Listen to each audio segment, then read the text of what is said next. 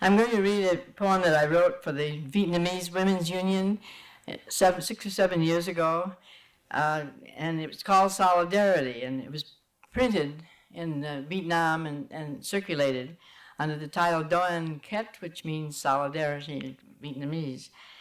But today it's even more important, I think. A tremendous thing has become known that 80% of the exploitation of labor now is in the multinational world colonial countries. I can imagine in a few years we have to picket Sears, who sells a dress for $28 or $29, which costs them $1.25 to have produced in Korea. And I was in Tucson and over the border in Nogales. It seems to me that the electronic companies are producing most of their minute wiring with the labor of Chicano and Indian women on the border, and they pay 50 cents an hour as a high price that they pay there. Some women get less. In Korea, 50 cents a day can be paid for garment workers. And this is true in all the colonial countries, the exploitation of women. So this I wrote to the Vietnamese women, but it's even more terrible and more potent today. How can we touch each other, my sisters? How can we hear each other over the criminal space? How can we touch each other over the agony of bloody roses? I always feel you near, your sorrow like a wind, in the great legend of your resistance, your strong and delicate strength. It was the bumblebee and the butterfly who survived, not the dinosaur. And all the time the predators were poisoning the humus, polluting the water, the hooves of empire passing over us all. White hunters were aiming down the gun sights, villages wrecked, mine and yours. Defoliated trees gnawed earth, blasted embryos.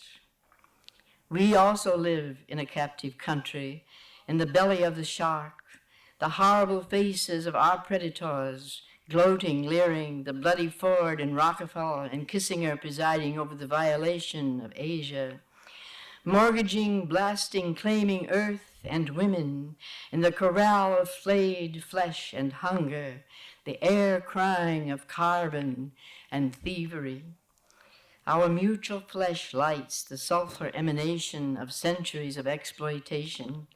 Amidst the ruins we shine forth in holy mutual cry, revealing the plainest cruelties and human equations, the deprivations of power and the strength of numbers and endurance, and the holy light from the immortal wound.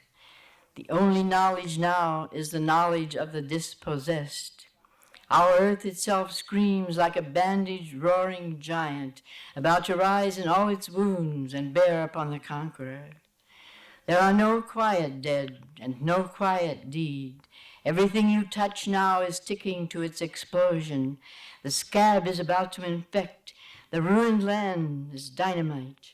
Cadmus teeth of dead gorillas gnaw the air.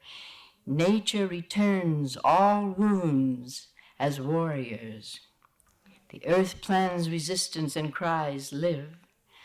What strikes you, my sisters, strikes us all. The global earth is resonant, communicative. Conception is instant solidarity of the child.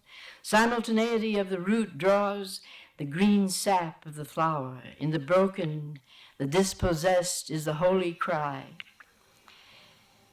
Sisters, the predators plan to live within our bodies. They plan to wring out of us unpaid labor, wrench their wealth from our bodies. Like the earth, they intend to bore inside the women's host, open the artery like weasels, use, consume, devour, drill for oil, eat the flesh of the earth mother. Like the earth, they will consume all woman flesh and the commodities of her being. The harbors of the world will be for the sale of her body. The sweatshops will multiply stolen wealth of her living flesh. They slaver at the cheap labor of women around the world. They will grind us on the matati like living corn. We will be gutted and used by the companies to make wealth. General Motors, Ma Bell, Anaconda, the pickers of cotton and coffee hanging our babies on our backs, producers of hand and brain and womb. The world eaters sharpen their teeth. Out of the unpaid labor of women, they will triple their wealth. Women far down under are trashed, pressed into darkness, humiliated, exploited. Half the women of Puerto Rico have been sterilized. Half the Indian women of South Dakota have been sterilized. The salt savor of our sweat tiding like an ocean. Brothels called meat markets in all the ports of the conquered. We are the wine cast struck to the ground, spilled. We are a great granary of seed, burned. We are a garroted flight of doves. We are face out of bone. Years of labor bend the bone and back. Down the root of conquest our bodies receive the insult, receive 1,000 blows and thefts of ovum and child, meadows of dead and ruined women. The body trashed dies. There is no abstract death or death at a distance. Our bodies extend into the body of all. Every moment is significant in our solidarity.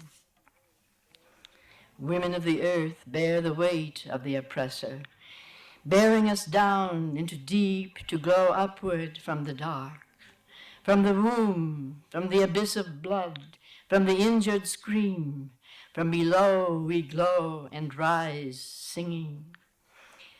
I saw the women of the earth rising on horizons of nitrogen.